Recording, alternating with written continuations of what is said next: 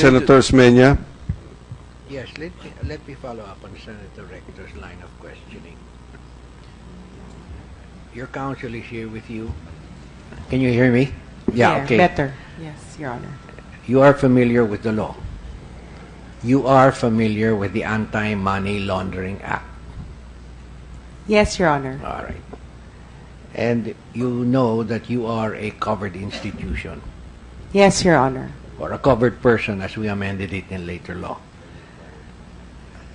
And Section 9A reads, covered institutions or covered persons shall establish and record the true identity of its clients based on official documents. They shall maintain a system of verifying the true identity of their clients, and in case of corporate clients, require a system of verifying their legal existence and organizational structure, as well as the authority and identification of all persons purporting to act on their behalf. Now, you say you didn't know Mr. William Go. Yes, Your Honor.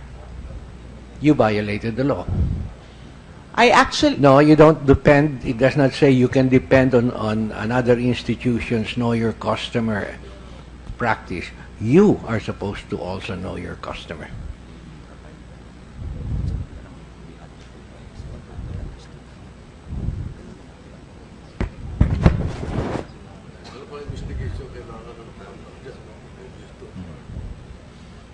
Ano na?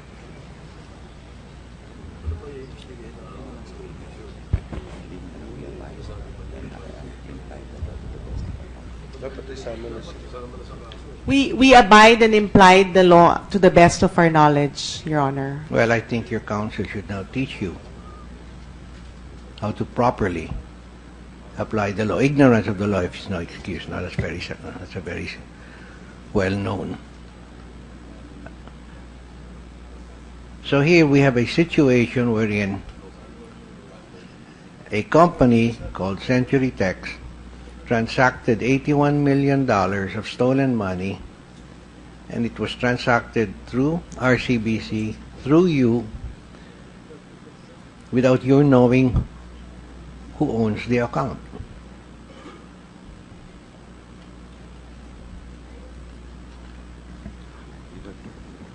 I was told by the branch manager that it was owned by William Go. So if I told you, if I said you $10 million and say it was owned by John D. Rockefeller, you'll believe me.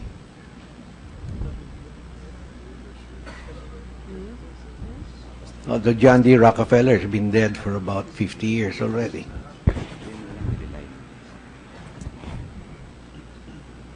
So you have not followed the law.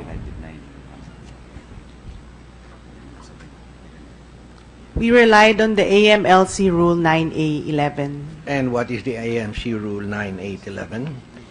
Because the law is the law, and I don't know what rule AMLC can come up with. Third-party reliance. Subject to the rules promulgated for the purpose by the supervising authorities, where a third party has already conducted the requisite face-to-face contact and the identification requirements on its own customers in accordance with these rules and its own money laundering and terrorist financing prevention program.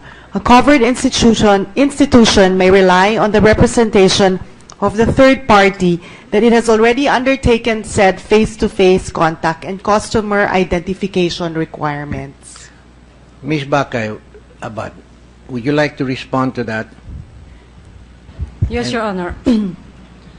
That provision that was read by Ms. Bautista was taken from Bangko Sentral ng Pilipinas Circular 706, and that is specifically subsection X 806.1.E.3, and that should be read in conjunction with subsection X 806.2.E.1.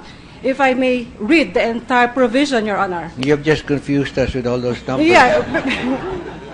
This is a BSP circular, Your Honor. Allow me to read the entire provision, Your Honor. Subsection X 806.1.E.3, third-party reliance. where a third party as defined under subsection X 806.2.E.1 has already conducted the requisite face-to-face contact on its own customer who was referred to a covered institution, the latter may rely on the representation of the third party that it has already conducted face-to-face contact, provided that the pertinent requirements in subsection X 806.2.E.1 are also met, and that subsection X 806.2.E.1 provides, Your Honor, if I may.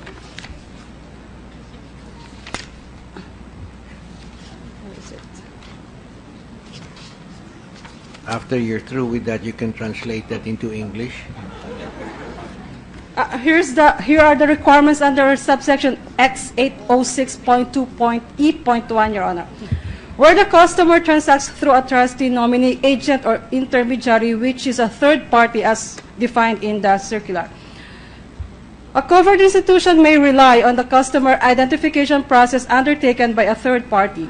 For purposes of this subsection, the third party shall refer to 1. A covered institution as herein specifically defined and as generally defined by the Amla as amended and its revised implementing rules and regulations. Or, 2nd, a financial institution operating outside the Philippines that is covered by equivalent customer identification requirements. A BSP accredited custodian may likewise rely in accordance with these rules on the face-to-face contact and gathering of minimum information to establish the existence and full identity of the customer conducted by the seller or issuer of securities or by the global custodian, provided the latter has an equivalent customer identification requirements. At any rate, Your Honor, even if a covered institution is allowed to rely on a third party, as far as customer identification process is concerned, the ultimate responsibility of knowing its customer still lies on the covered institution relying on a third party. So in this case, Your Honor, just to make it simple, even if PhilRem relied on the KYC process that was conducted by RCBC, PhilRem still has an obligation, an ultimate responsibility to know its customer. That clear? Yes, Your Honor. Thank you very much for enlightening us. We are sorry that we were not able to do exactly what was. No, because here you can see what happened, Miss Abad, no? That was a weak link. If you're going to have reliance on a third party and that third party is already the one in question, then parang domino effect na yan. Pwede magturuan ngayon. So, the way that sounds, I'd like to have a copy. The committee would like to have copies, but we'd like you to re-examine that and tighten that up. That's a weak link. Yes, Your Honor. Again, as I mentioned, this circular was issued by the Bangko Sentral ng Pilipinas, Your Honor. So that's a Bangko Sentral circular. Is that an AMLA circular? Yes, Governor. Yes, Mr. Chairman, there is an implementing circular, that's circular 706.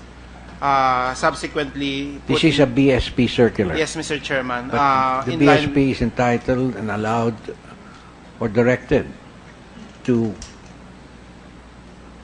issue the implementing rules and regulations for the Anti-Money Laundering Act?